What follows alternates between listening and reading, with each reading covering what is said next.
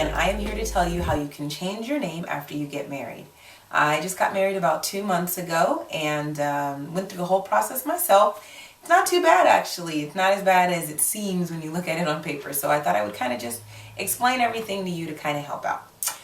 First of all, I know that there are services that you can actually use to help you change your name. I looked into those services. I actually considered doing them myself. And then I realized that all it really does is tell you kind of where to go and fill out the paperwork for you. I didn't have a ton of different places to change my name. I had, I think, less than 10. So it just didn't seem like it was really worth it to me. When it was time for me and my husband to apply for our marriage license, I actually went online and I filled out the application online. This is a great way for you to save a little time when you go down to the county recorder's office.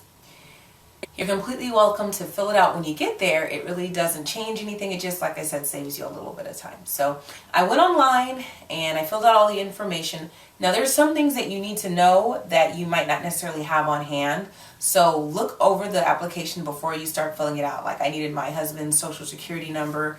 And then once you fill out the application, you have 15 days to actually go down to the office, wait in that super long line, and then go ahead and get your application. So once you get there, please give yourself at least an hour's time. You get their birth certificates, it's where you get your death certificates.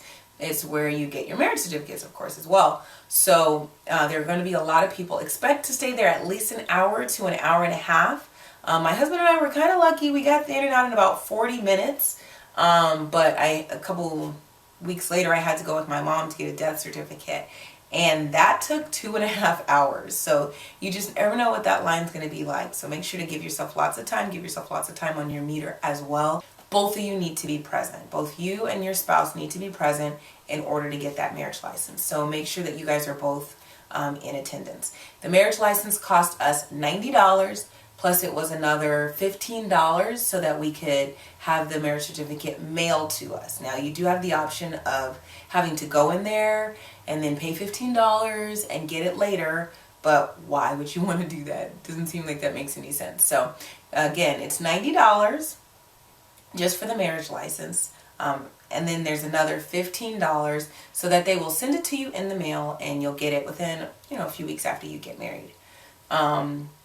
Another thing to keep in mind is once you do get married, of course you need an ordained official to go ahead and sign your marriage license. You also need at least one witness. It has space for two, but you only really need one. Once you do that, either your pastor or whatever person who married you, they can send it in the mail for you. They have 10 days to do that, or you can just bring it in yourself. My pastor just gave it to us, so we went ahead and brought it in for ourselves. And you don't have to wait in that long line again. Thank God. All you have to do is walk in, go straight to the front, and you just hand the paper to them. And then they take care of it from there. So we received our marriage license, I think less than 2 weeks after we got married. It came really quickly, so that was great.